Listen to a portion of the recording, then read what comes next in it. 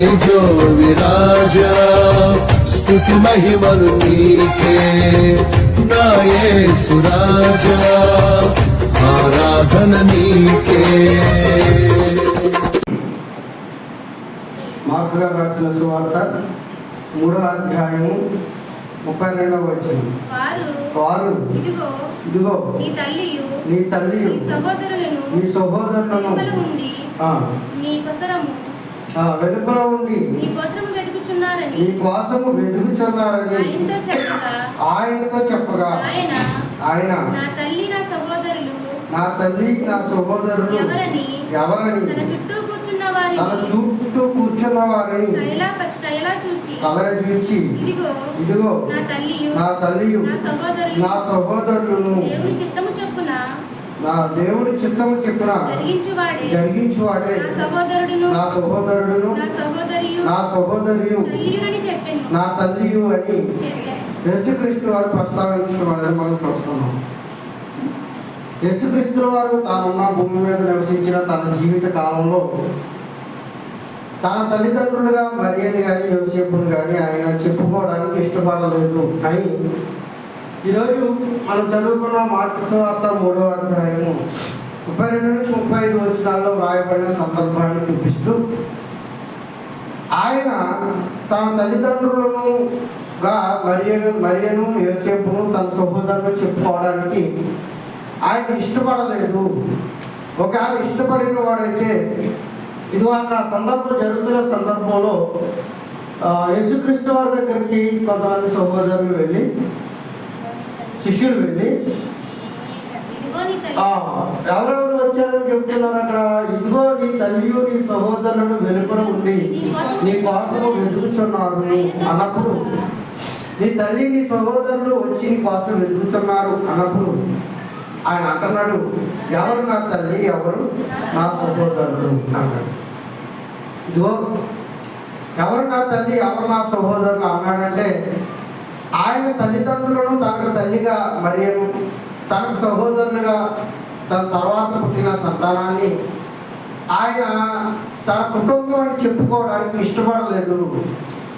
ఇష్టపడుంటే నా తల్లి వచ్చిందని లోపలికి రమ్మనేవాడు, నా సహోదరులు వచ్చారని వారిని గౌరవించేవాడు. అలాంటి గౌరవ మర్యాదలు తల్లి పట్ల ఆయనకు లేనట్టుగా అక్కడ వచ్చిన భాగాన్ని చూపించి ఇదిగో ఆయనకు తల్లిదండ్రులు అంటే అంతగా గౌరవం లేదు కనుకనే ఎవరు నా తల్లి ఎవరు నా సహోదరి అన్నాడు అన్నట్టుగా ఆ లేఖన భాగాన్ని ప్రస్తావించి ఈరోజు యేసుక్రీస్తు వారి యొక్క తల్లిదండ్రుల పట్ల ఆయనకున్న విధేయతను అంటే అవిధేయతగా చూపించాలని ఈరోజు చాలామంది యేసుక్రీస్తు వారి యొక్క జీవితాన్ని తప్పుపడుతూ అది ఎవరన్నా తల్లి ఎవరన్నా సహోదరి అన్నప్పుడు ఇదిగో ఆయన భూమి మీద వారిని తల్లిదండ్రులుగా స్వీకరించలేదు కనుక అలాంటి యేసుని మీరు నమ్మకండి.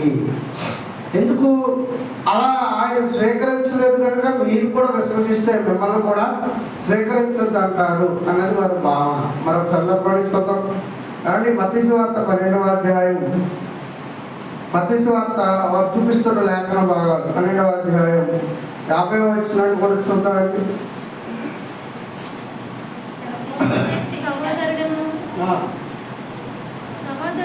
మత్తయి సువార్త 12వ అధ్యాయము 50వ వచనం. ఇదిగో నా తల్లియు నా సహోదరులను పరలోకమందున్న నా తండ్రి చిత్తము చెప్పున చేయువాడే నా సహోదరులను నా సహోదరియు నా తల్లియు అని 46 నుంచి వద్దాన్ని బాగా అర్థమవుతుంది. ఆయన జనసమూహములతో ఎక్కడ మాట్లాడుచుండగా ఇదిగో ఆయన తల్లియు సహోదరులను ఆయనతో మాట్లాడుకోవచ్చు వెలుపల నిలిచి ఉండిరి. ఎవరు వచ్చారట? ఆయన స్వార్థ చేస్తుండగా ఎవరు వచ్చారట? ఆయన తల్లియు ఆయన సహోదరి వచ్చి వెలుపల నిల్చున్నారు. అలా నిల్చున్నప్పుడు ఒక ఆయన వచ్చి ఇదిగో నీ తల్లి నీ సహోదరి వచ్చారు నీతో మాట్లాడాలని ఎదురు చూస్తున్నారు అన్నప్పుడు ఆయన అన్నాడు అందుకైనా నా తండ్రి చిత్తం చేయువారే నా తల్లియు నా సహోదరి. అందుకు ఆయన అన్నాడట, నా తండ్రి చిత్తం చేయువారే నా తల్లియు నా సహోదరి అన్నాడు. ఆయన తండ్రి చిత్తం అనగానే భూమి మీద యోసేపును తీసుకుని ఈరోజు ఆలోచిస్తే అది ప్రార్థానికి పోతుంది. కనుక ఇక్కడ భూమి మీద తండ్రి ఉండగా మళ్ళా నా తండ్రి అంటున్నాడేంటి, యోసేపు ఉండగా మళ్ళా నా తండ్రి అంటున్నాడేంటి? అలాగే అని భూమి మీద తల్లి సహోదరులు ఉండగానే ఎవరు నా తల్లి ఎవరు నా సహోదరు అని అడుగుతాడేంటి ఆయన? అంటే ఈ కుటుంబం అంటే పెద్దగా ఇష్టం లేదు కనుకనే కుటుంబం నుంచి బయటకు వచ్చేసాడు అన్నట్టుగా మాట్లాడుతున్నాను. వాస్తవానికి భూమి మీద తల్లికి ఇచ్చిన ప్రాధాన్యత ఇంత అంత కాదు. దేవుడు ప్రతి చోట ఉండలేక ఎవరు పెట్టాడట? తన రూపంలో తల్లిని భూమి మీద పెట్టాడు అన్నట్టుగా మనందరం కవుల ద్వారా విన్నాం. కానీ అలాంటి గొప్ప స్థితి కలిగిన తల్లి ఆ తల్లిని చూసి ఎవరు నా తల్లి అని ఏ సందర్భంలో అనగలుగుతావు? ఏ సందర్భంలో అంటావు? నువ్వు నా తల్లివేనా అని ఏ సందర్భంలో అనగలుగుతావు?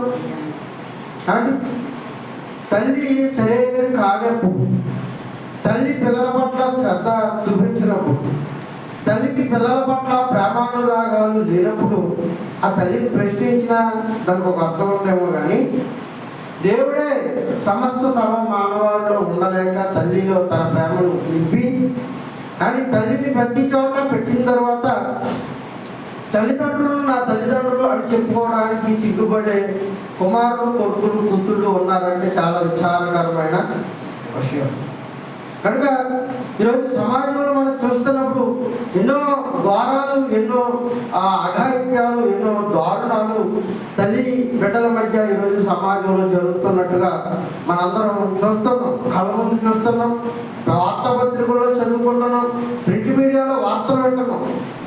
కనుక ఈరోజు సమాజం పట్ల తల్లి పట్ల సమాజానికి ఉన్న ఉద్దేశం కాస్త రాను రాను రాను కనుమరుగైపోతూ ఈ భావం ఎక్కడికి పోతున్నాయి అంటే నా తల్లి, నా తండ్రి, నా అన్నదమ్ములు, నా చెల్లెళ్ళు, నా అక్కలు అన్న ఆ భావన కాస్త పోయి నా భార్య, నా పిల్లలు, నేను, నా కుటుంబంలోనికి ఈరోజు సమాజం అడుగులు పెట్టింది.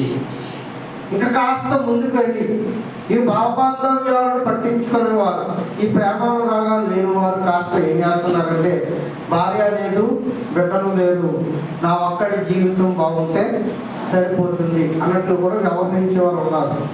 ఏది ఏమైనా దాన్ని భార్య పిల్లలు అక్కర్లేదు, నా ఒక్కడి జీవితం సాఫీగా సాగిపోతే సరిపోతుందని అని దేవుడు పెట్టిన ప్రేమానుబంధాలను ఈరోజు త్యజించి మనిషి మూర్ఖంగా ఈరోజు సమాజంలో తిరుగుతున్నాడు అంటే కారణం కేవలం బైబిల్ తెలియకపోవడం అని మరొక రకంగా చెప్పచ్చు. కారణం ఏంటంటే తల్లిదండ్రులను సన్మానించమని చెప్పిన బైబిలే తల్లిదండ్రుల బట్టి ఎలాంటి విధేయత కలిగి ఉండాలో నేర్పించింది. ఎప్పటి నుంచి అంటే బాల్య దశ నుంచి అని మనం విన్నాం. ఇలా బాల్య దశ నుంచి గొప్ప గొప్ప సూచనలు, గొప్ప గొప్ప ప్రమాణాల మధ్య భూమి మీద మానవ జీవితం కొనసాగాలి అని బైబిల్ కోరుకుంటున్నప్పుడు నిజంగా దేవుణ్ణి ప్రేమించేవారైతే, నిజంగా ఆత్మతో సత్యముతో ఆయన ఆరాధించేవారు అయితే, నిజంగా మనం పరిపూర్ణమైన భక్తి చేసేవారం అయితే మన పిల్లలను చిన్ననాటి నుంచే దేవుళ్ళు పెంచుతూ పెద్ద అయిన తర్వాత కూడా దేవుళ్ళని తీసుకొచ్చే వారముగానే ఉంటాం. ఆయన కొంతకాలం పెంచిన తర్వాత విడిచిపెట్టేసేవారుగా మళ్ళా ఉన్న వాళ్ళు మళ్ళా ఆ లోకంలో కలిసిపోయి ఆయన వారు కూడా మిగతా విచిత్ర జీవులుగా మారిపోతారు. కనుక తల్లికి చాలా బాధ్యతలు, తల్లికి బిడ్డకు మధ్య చాలా ప్రేమానురాగాలు, తల్లికి బిడ్డలకు మధ్య సత్సంబంధాలు కలిగి ఉండాలని బైబిల్ గట్టిగా ఒక్కి నొక్కాల నుంచి చెప్తున్న సందర్భాలు. ఏది ఏమైనా ఈరోజు తల్లి బిడ్డల బాంధవ్యాలు ఎంత మంట కలిసిపోయాయి అన్నప్పుడు ఒక తల్లి చేస్తున్న ఒక భయంకరమైన కార్యాలకు కూతుళ్ళు అడ్డొస్తున్నారు, కొడుకులు అడ్డొస్తున్నారని ఇంకా కన్నా గర్భం మోసిన ఆ రోజులు, ఆమె పట్ట శ్రమ అని ఆమె అనుభవించిన బాధ, ఆమె చూపించిన ప్రేమ సమస్తాన్ని విడిచిపెట్టి అవసరమైన బిడ్డలను కడతేర్చడానికి కూడా వెనుకాడని తల్లిదండ్రులు ఈరోజు సమాజంలో ఉన్నారా లేదా? ఉన్నారు. మీకు చిన్న న్యూస్ వినిపిస్తాను. ఇలాంటి వార్తాపత్రికలు చాలా ఉన్నాయి, వార్తలు చాలా ఉన్నాయి.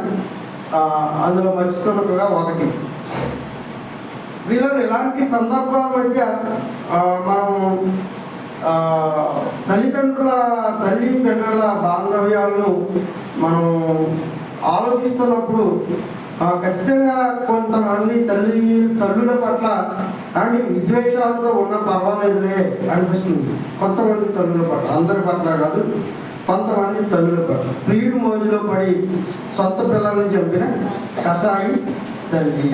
ఎవరి మోజులో నట్టండి? ప్రియుడు మోజులో పడి.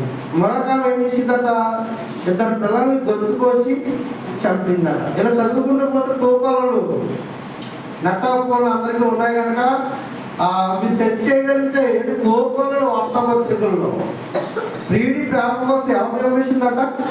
కన్న బిడ్డల్ని చంపేసిందట ఒక తల్లి. దీనికి తల్లి అనకపోయినా పర్వాలా, కానీ ఇది తల్లి అని చెప్పుకోవడానికి ఆ తల్లికి ఇవ్వాల్సిన స్థానంలో అది ఉండకపోతేనే బాగుంటుంది. దానివల్ల మిగతా తల్లులకు కూడా ఏంటి చెడ్డ పేరు. కానీ దాన్ని తల్లి అని చెప్పుకోకుండా ఉంటే ఇది కాస్త మనం హర్షించే విషయంలాగే ఉంది. కానీ అది తల్లి ప్రియుడి కోసం ఇద్దరు పిల్లలు గొంతు కోసం చంపేసి తల్లిదండ్రులు అంట.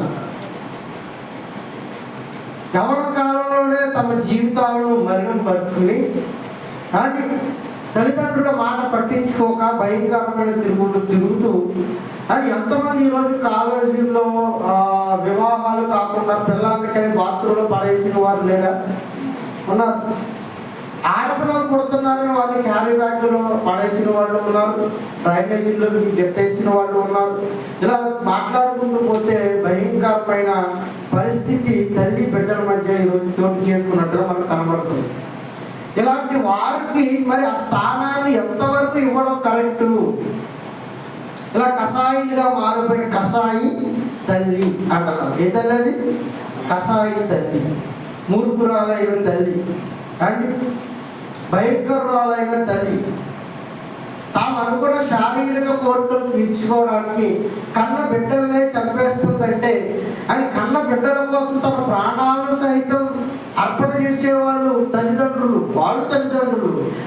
వారు కాకుండా తాము కన్న పిల్లలను తమ స్వహస్తాలతోనే చంపేసుకుంటున్నారంటే అని వారి తల్లారంలో కాస్త ఆలోచించి మాట్లాడాల్సిన విషయమే. తల్లి కాకుండా మరొక పేరు ఏదైనా పెడితే బాగుంటుందేమన్న అభిప్రాయం. కనుక ఇలాంటి తల్లిదండ్రులు ఉన్నప్పుడు ఆ తల్లిని, ఆ కుటుంబాన్ని అని ఒకవేళ ఆ తల్లి చిన్ననాడే రప్పలోనూ ఎక్కడో మరొకదిక్కడో పడేస్తే అనాథగా పెరిగి పెద్ద అయిన తర్వాత ఆ పెరిగిన అనాథకు అని తల్లిదండ్రుల పట్ల ఎంత హేయమైన భావం. వారు ఒకవేళ చరిత్ర తెలుసుకుంటే నువ్వు ఇలా ఎవరో కనిపడేసిన చరిత్ర ఆ తల్లిదండ్రులు ఆ పెంచుతున్న అనాథాశ్రమంలో వారు ఆ బిడ్డలకు తెలియజేస్తే కానీ వాళ్ళ మనసులు పడుతున్న గాయం ఎవరు మార్పలేని గాయాలు. అలాంటి గాయాల నడుమ ఈరోజు సమాజం కొట్టుమిట్టాడుతున్నప్పుడు మరి తల్లిదండ్రుల బాధ్యతగా ఇలాంటి దుర్మార్గులైన తల్లిదండ్రులు ఉన్నప్పుడు అని ఇలాంటి గాయాలను మార్పలేము అన్నప్పుడు ఈ పెద్ద అయిన తర్వాత ఒక తల్లిని ఎలాంటి భావంతో చూస్తాడు మీరు ఆలోచించండి.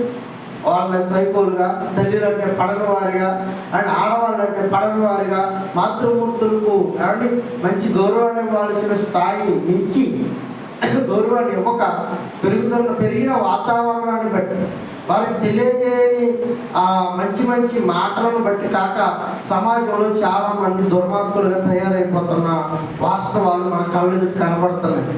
ఒకటా రెండేళ్ళు మాట్లాడుకోవాలి. కూకోవాలి. ఇలాంటి తల్లులను తల్లి కాదు అనుకుంటే బాగుంది, దీన్ని తల్లి అనకూడదు అంటే అందరూ హర్షిస్తారు.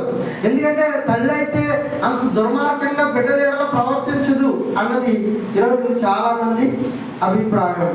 అలాంటి కుటుంబాన్ని ఇది నా కుటుంబం అని చెప్పుకోవడానికి ఇష్టపడకపోయినా పర్వాలేదేమో, కానీ నీకోసమే సమస్తాన్ని దారబోసి, నీకోసమే సమస్తాన్ని తనకు కలిగిన బలాలను, జవసత్వాలను, తనకు కలిగిన సమస్తాన్ని రక్తాన్ని చెమటగా మార్చి బిడ్డల కొరకు తమ ప్రాణాల సైతం లెక్క చేయకుండా పెంచి తల్లిదండ్రులు లేరా?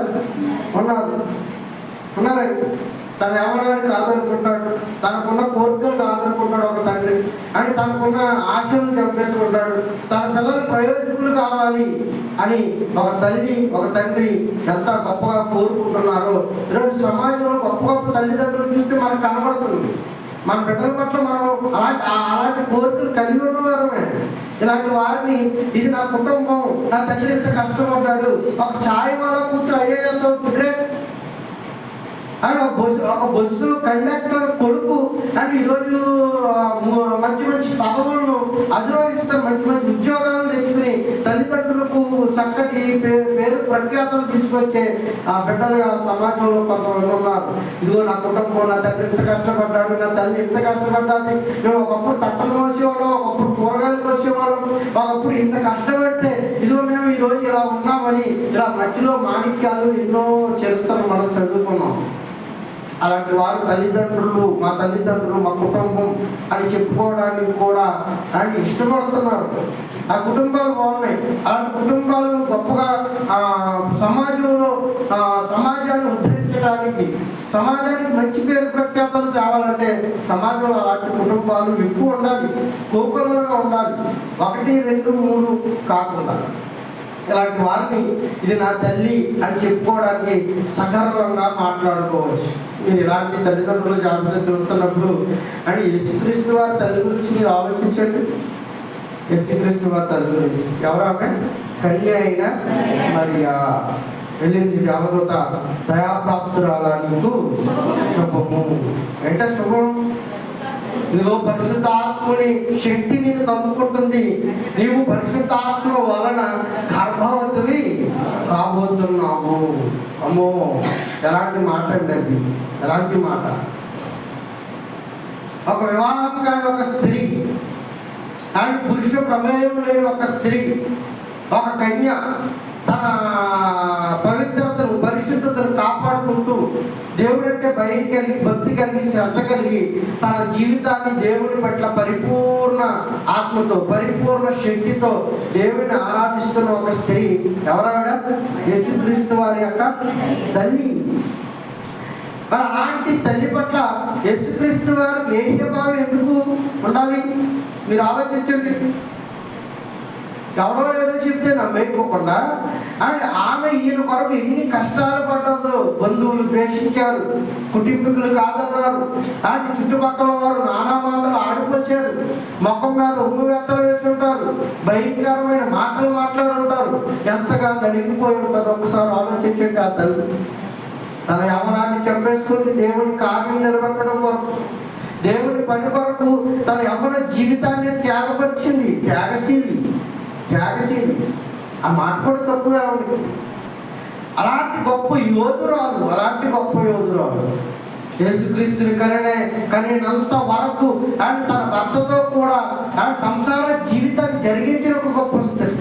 పరిశుద్ధతను కాపాడుకోవడంలో ఆవిడకి ఎవరు కూడా సాటి లేరు. దయాప్రాప్తురాలు మనం.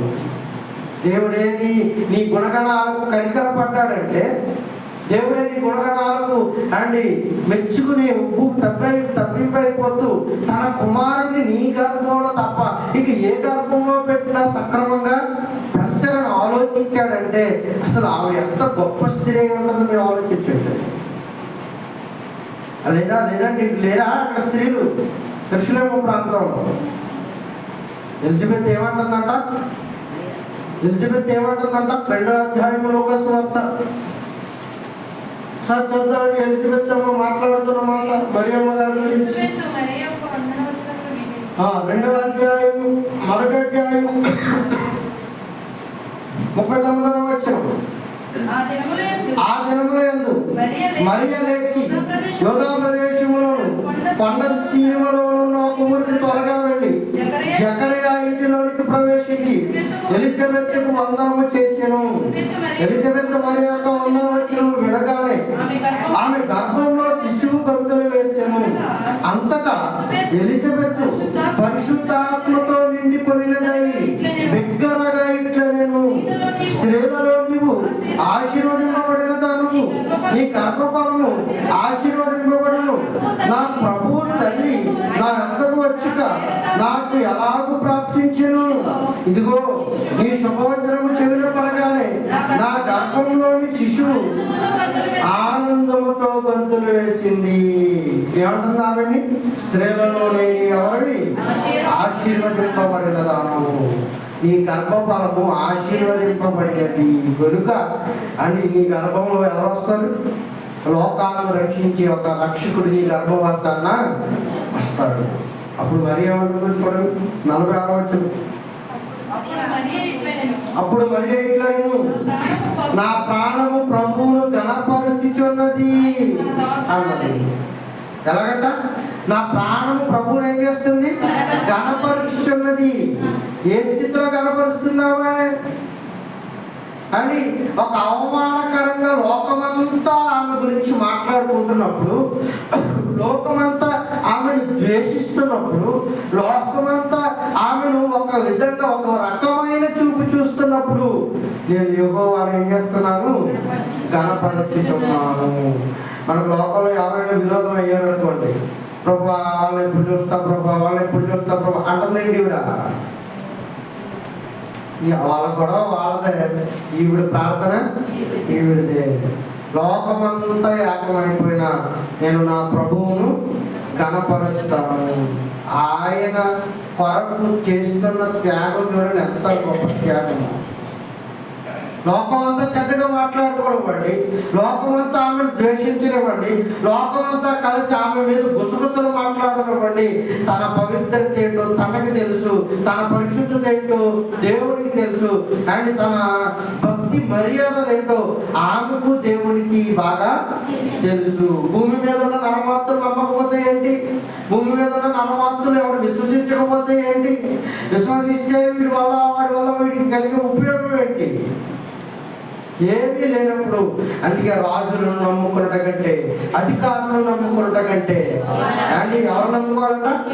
యెహోవాను ఆశ్రయించండి, యెహోవాను ఆశ్రయించండి. ఆయన యథార్థతను విడిచే దేవుడు కాదు. మనమైనా విడిచి పక్కకి వెళ్ళిపోతామేమో కానీ ఆయన నిన్న నేడు నిరంతరము ఏకరీతిగా ఉండే దేవుడు. ఏదో ఒక రోజు కాదు, ఏదో 2 రోజులు కాదు. నీ పరిశుద్ధతను కడ వరకు నిలబెట్టగలిగితే నీ పట్ల ఆయనకున్న ప్రేమ నిన్న ఎలాగుందో, నేడు ఎలాగుందో, రేపు కూడా అలాగే ఉంటుంది, అలాగే ఉంటుంది. అందుకే ఆయన మాట ఇచ్చి తప్ప దేవుడు కాదు. నా ప్రాణము ప్రభువుని ఏం చేస్తుంది? ఘనపరుచుచున్నది. ఆయన తన దాసురాలి దీన స్థితిని చూసి కటాక్షించెను. ఎంత నిందైనా మోసేయడానికి, ఎంత నిందైనా మోసేయడానికి ఆమె ఎంత సర్వదా సిద్ధపడిపోతుందో చూడండి. కటాక్షించెను. నా ఆత్మ నా రక్షకుడైన దేవుని యందు ఆనందించెను. సర్వశక్తుడు నాకు గొప్ప కార్యములు చేసెను గనుక ఇది మొదలుకొని అన్ని తరముల వారు నన్ను ధన్యురాలని అంటారు. భవిష్యత్తు ఆలోచించుకుంటుంది, వర్తమానాన్ని విడిచిపెట్టింది, భవిష్యత్తు ఎలా ఉండబోతుందో ఆలోచిస్తుంది. దేవుడు తోడై ఉంటే అండి వర్తమానం ఎలాగున్నా భవిష్యత్తు చాలా బాగుంటుంది.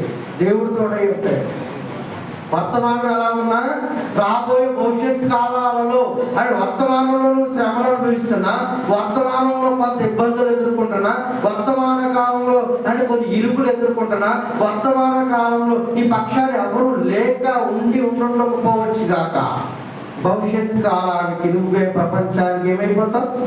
దిక్కుగా మార్చేస్తాడు. ఇది మొదలుకొని అని ఎవరట? అన్ని తరముల వారును అన్నట్టు. ఏం ఆలోచన అండి దేవుడి కార్యాల పట్ల ఆమెకున్న ఆలోచన చూడండి. ఈ తరం వారే కాదు, రాబోయే తరం అన్ని తరముల వారును నన్ను ఏమంటారో తెలుసా? ధన్యురాలు. అప్పటికి ఎలిజబెత్ అమ్మ మీద ఎవరున్నారు? పరిశుద్ధ ఆత్మదేవుడు ఉన్నాడు. పరిశుద్ధ ఆత్ముడికి ఇస్తున్న సమాధానం ఏంటో తెలుసా? ఇది మొదలుకొని నన్ను అన్ని తరముల వాడు ధన్యురాలని అంటారు. దేవుడే తన మొక్కలైపోయే పరిస్థితి కాదంగా మాటలకి కదా. దేవుడే తక్కువ కూడా అలాంటి మాటలు అంటే ఒక మానవ జన్మనైతే ఒక స్త్రీ ఇంత గొప్పగా మాట్లాడుతుందంటే అమ్మ మా భక్తి జీవితం ఏమై ఉంటుంది మీరు ఆలోచించండి. ఏదో అనపర భక్తి చేసిన స్త్రీ కదా ఆవిడ. ఏదో మోకాల్లో నామకార్థంగా ప్రార్థన చేయాలనుకునే స్త్రీ అంతకన్నా కాదు. ప్రాణం కనపరుస్తుంది, శరీరం రాదు. కానీ శారీరకంగా భౌతికంగా ఆయన స్తుతించడం లేదు ఆమె. నన్ను ఆరాధించేవారు ఎలా ఆరాధించాలి? పూర్ణ ఆత్మతోను పూర్ణ శక్తితోను నన్ను ఆరాధించండి. నేను ఆత్మ కనుక నన్ను భౌతికంగా మీరు ఆరాధించకండి. భౌతికంగా ఆరాధిస్తే ఎవరైనా చూస్తున్నారా లేదని మోకాళ్ళు వేస్తారు. భౌతికంగా ఆరాధిస్తే పక్కా కొడుతుందా లేదని నువ్వు చప్పట్లు కొడతావు.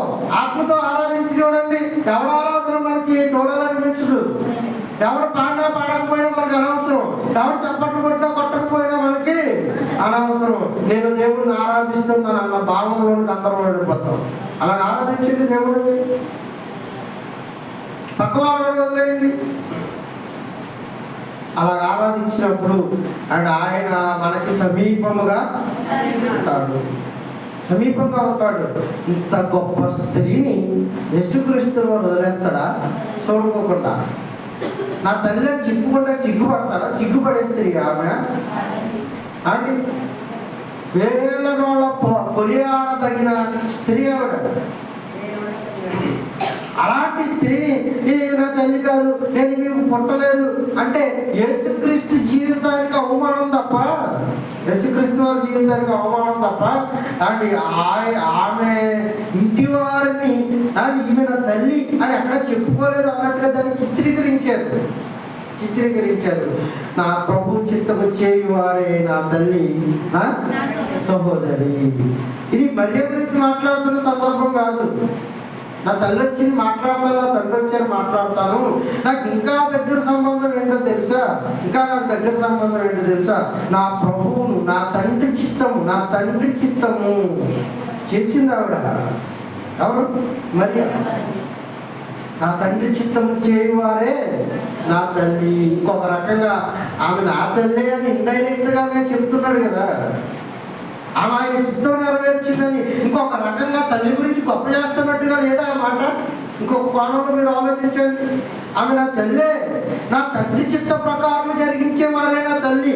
ఈమె నా తండ్రి చిత్తానుసారం తన యవ్వనాన్ని, తన కోరికలను, తన ఇంటి వారిని, తన సమస్తాన్ని, తన పొరుగు వారిని, ముచ్చట్లు చెప్పుకునే స్నేహితుల్ని అందరినీ విడిచిపెట్టింది. నా తండ్రి చిత్తము నెరవేరుస్తుంది ఆవిడ నెరవేర్చినట్టుగా ఇదిగో ఇక్కడ ఈలో ఉన్న వారిలో నా తండ్రి చిత్తముని ఎవరైతే నెరవేరుస్తారో వారు కూడా నాకు ఎవరు? తల్లి. నా సహోదరులు, వారు నా సహోదరులు. ఇక ఆయన ఇంటికే వెళ్ళలేదు, ఎప్పుడు ఇంటికి వెళ్ళకోకుండా ఆ కుటుంబం గురించి చెప్పుకోలేదు అన్నట్టుగా ఈరోజు మాట్లాడుతున్న సందర్భాలను మనం చూస్తే అండ్ వీళ్ళకి బైబిల్ మీద అసలు అవగాహన లేకపోగా బైబిల్లో ఏవో ఒకటి కలపడలో పుట్టించి ఏదో ఒకటి చెప్పేసి అని వారి యొక్క విశ్వాస స్థితిని చంద్రవంతం చేసేద్దాం అన్న జాగ్రత్తలోనికి ఈరోజు సమాజం అంతా వెళ్ళిపోయినట్టుగా మనకు కనబడుతుంది.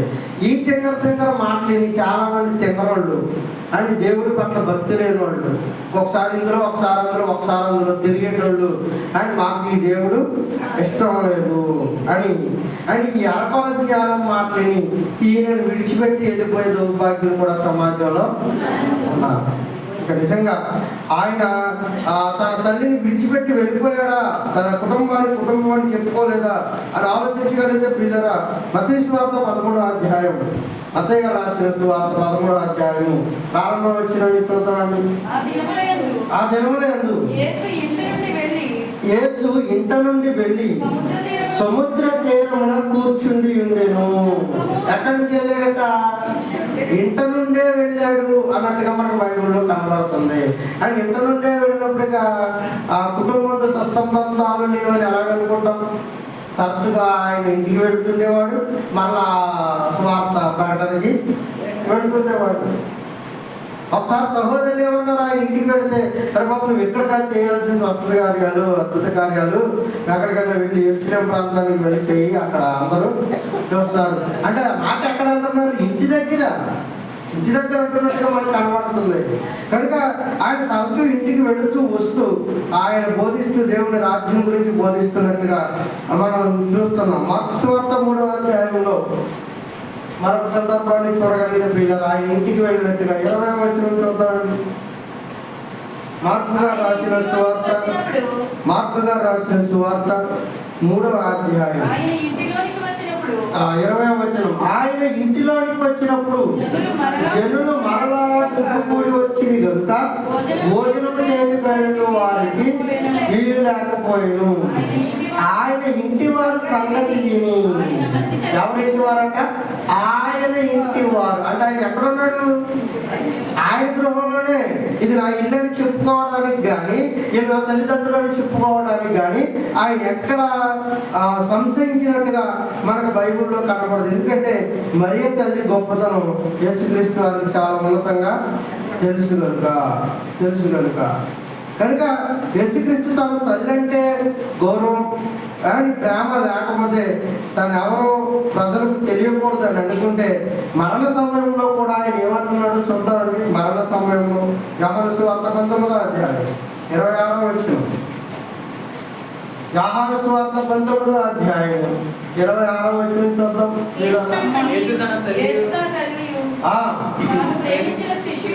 యేసు తన తల్లియు తాను ప్రేమించిన శిష్యులను దగ్గర నిలుచుండుట చూచి, అమ్మా ఇదిగో నీ కుమారుడు అని అతని తల్లితో చెప్పాను. శిలువ మరణంలో ఆయన మరియ తల్లి ఏమని పిలుస్తున్నాడు? అమ్మా. అక్కడ జనసమూహాలు ఉన్నాయా లేవా? ఉన్నాయి. పిలిచి తన తల్లి బాధ్యతను తాను ప్రేమించిన శిష్యుడని యోహానుకు అప్పగిస్తున్నాడు. ఇదిగో నీ కుమారుడు అని ఆమెకు అప్పగించినప్పుడు ఆ రోజు నుంచే ఆయన ఆమెను వెంట చేర్చుకున్నట్టుగా మనం బైబిల్లో చూస్తాం. అంటే సిలువలో వెళ్ళిపోతూ కూడా తన తల్లి బాధ్యత, తన తల్లి గొప్పతనం తెలిసిన వాడిగా తల్లి బాధ్యతను మరొక కుమారుడికి అప్పగించి, ఇదిగో నా తల్లి బాధ్యతను నువ్వు స్వీకరించాలి అన్నాడు. ఇక ఎందుకు నా సహోదరులు తండ్రి చిత్తం నెరవేర్చేవారు, నా సహోదరులు తండ్రి చిత్తం నెరవేర్చేవారు నా తల్లి అని అన్నాడంటే, అసలు భూమి మీద మనందరం వచ్చింది ఎవరి పని చేయడానికి? యేసుక్రీస్తు వారు తన 12వ ఏట ఒకసారి ఏం చేస్తున్నాడో చూద్దామండి. తన 12వ ఏటనే ఏం చేస్తున్నాడో చూద్దాం. లూకా సువార్త 2వ అధ్యాయం. లూకా గారు రాసిన సువార్త 2వ అధ్యాయము 49వ వచనం చూద్దాం. 49వ వచనం. ఆయన మీరు ఎవరి నుండి వెతుకుచుంటిరి? నేను నా తండ్రి పనుల మీద ఉండవాలని మీరు ఎరుగరా అని వారితో చెప్పాను. ఎవరితోటి? మరియతోని, యోసేపుతోని. అమ్మా, మీరు నన్ను ఎందుకు వెతుకుతున్నారు? నేను నా తండ్రి పనుల మీద ఉండటానికే నేను ఇక్కడికి వచ్చాను. అందుకే నా తండ్రి పని సాగించడమే నా పని భూమి మీద. అందుకే నా తండ్రి చిత్తము జరిగించేవారు నా తల్లి, నా తండ్రి చిత్తము జరిగించేవాడు నా సహోదరుడు. అంటే భూమి మీద యేసుక్రీస్తు వారి జన్మం కానీ మన జన్మం కానీ ఎందుకు జరుగుతుందయ్యా అంటే, తండ్రి పని నిమిత్తం భూమి మీదకి వస్తున్న వారము. తండ్రి పని మర్చిపోయి తిరుగులాడే అభాగ్యులుగా మనము ఉండకూడదు. తండ్రి పని చేయడానికి భూమి మీదకి వచ్చాము కానీ తండ్రి పనిని సాగించి మరలా తిరిగి ఏం చేయాలి? పరలోకానికి వెళ్ళాలి. యేసుక్రీస్తు సువార్త చేసి మళ్ళీ అదే రోజు తిరిగి ఇంటికి వచ్చి పడుకున్నట్టుగా, అని మళ్ళీ అదే రోజు ఇంటికి వచ్చి నివాసం చేసినట్టుగా ఇందాక చదివిన లేఖన భాగాలను మనం చూస్తాం. కనుక యేసుక్రీస్తు వారు తన తల్లి పట్ల ఆయనకి ఏమి ఇది లేదు, కానీ తన తల్లిని చెప్పుకోవడానికి ఆయన చాలా గర్వపడ్డాడు. ఇంకొక రకంగా చెప్పాలంటే, భౌతిక సంబంధమైన బాంధవ్యాల కంటే ఆత్మ సంబంధమైన బాంధవ్యాలకు ఆయన బాగా విలువ ఇచ్చాడు. ఎందుకంటే ఇది అశాశ్వతమైనది, అది శాశ్వతమైనది. మనకు జీవితం ఆరంభమవుతుంది ఈ భౌతిక సంబంధమైన శరీరం ద్వారా. అంటే 60-70 సంవత్సరాల జీవిత కాలం మనం అనుకుంటే ఇది కాదు, ఇదే శాశ్వతమైనది కాదు, ఇదే కలకాలం ఉండిపోయేది కాదు. దీని కాని మరొక జీవితం ఈ శరీరాన్ని విడిచిపెట్టిన తరువాత ఆరంభమవుతుంది. అది క్రైస్తవుడి యొక్క నిరీక్షణ. మనకి దీని తరువాత ఆరంభమయ్యేదే ఉన్నతమైన స్థితి. ఆ స్థితిలో భూమి మీద తండ్రి పని సాగించేవారు ఆయన సహోదరులు, భూమి మీద తండ్రి పని సాగించేవారే ఆయన సహోదరి. అలాగని నా తల్లి అంటే నాకు ఇష్టం లేదు, నా తండ్రి అంటే నాకు ఇష్టం లేదు, నా సహోదరులు అంటే నాకు ఇష్టం లేదు అని ఆయన ఎక్కడ చెప్పుకోలేదు. కనుక మరి ఆ దేవుని చిత్తం నెరవేర్చింది కనుక ఆమె కూడా ఖచ్చితంగా ఆయనకు తల్లే. అంతకంటే శరీరాన్ని పంచిపెట్టి ఇచ్చింది కనుక ఆమె తల్లి అయింది. రక్త మాంసాలను మాంస శరీర పంచిపెట్టి ఇచ్చింది కనుక ఆమె కూడా ఆయనకు తల్లి. కనుక ఆయన ఎక్కడ తల్లిదండ్రులను విడిచిపెట్టమని చెప్పలేదు. ఈ తల్లిదండ్రులు సన్మానించడం అన్నాడు. పిల్లలారా తల్లిదండ్రులు విధేయత కలిగి ఉండండి అన్నాడు. అని తల్లిదండ్రులను సన్మానించేవాడు దీర్ఘాయుష్మంతుడు అవుతాడని ఆయన బోధనలోనే ఎన్నో సార్లు ఆయన ప్రస్తావించడం అనేది మనం చూస్తాం. కనుక పిల్లలైన వారంతా కూడా తల్లిదండ్రులకు విధేయులుగా ఉండాలి తప్ప మూర్ఖులైన వారి మాటలు భుజాన్ని వేసుకుని తిరిగేవారుగా ఉండకూడదని దేవుడి పక్షాన్ని తెలియజేస్తూ దేవుడి కొద్ది మాటలు ఆయన కూడా ఆశీర్వదించి దీవించును గాక. ఆమేన్. నాదంటూ లోకాన ఏమీ లేదయ్యా, ఒకవేళ ఉందంటే నీవిచ్చినదే ప్రభువా. నాదంటూ లోకాన ఏమీ లేదయ్యా, ఒకవేళ ఉందంటే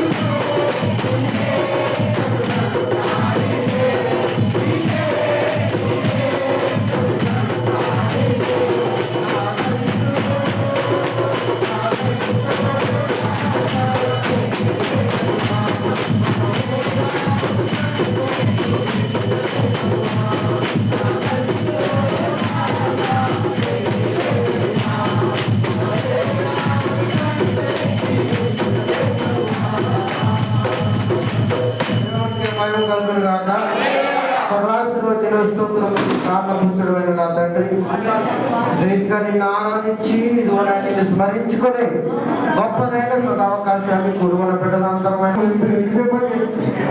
తల్లి నిన్ను ఆరాధించే మేము ఆత్మతో సత్యముతో ఆరాధించే బిడ్డలుగా మమ్మల్ని అందరినీ బలించి తండ్రిని కొరకు ఉన్నతమైన ప్రాంతంలో వాడుకోమని బిడ్డలు ఆశ కలిగి ఉపవాసం ఉండి ఏ కోరికలతో అయితే బిడ్డలు నీ ఎదుట ఉండి ఆశపడుతున్నారు సమస్త ప్రతి బిడ్డ యొక్క కోరికను తీర్చి మా దేవుడు మా ఆడల ఉన్నతమైన మేలు చేసే దేవుడని అనేకులకు సాక్షిగా అనేకుల నోట నీ నామాన్ని స్తుతి చేసే బిడ్డలుగా తండ్రి గొప్ప ఆశ్చర్య కార్యాలు సూచక క్రియలు మహత్ కార్యాలు జరిగించబడి సమస్త బిడ్డలైన వారందరినీ మీ చేతులకు అప్పగించుకుంటూ యాజకత్వం సాగిస్తున్న మా కుటుంబాన్ని మీ చేతులకు అప్పగిస్తూ కొద్ది ప్రార్థనలు అందరినీ నేర్చు అని నామంలో అడిగి వేడుకొని ప్రార్థిస్తున్నాను మా పరమ తండ్రి ఆమేన్ ఆమేన్ ఆమేన్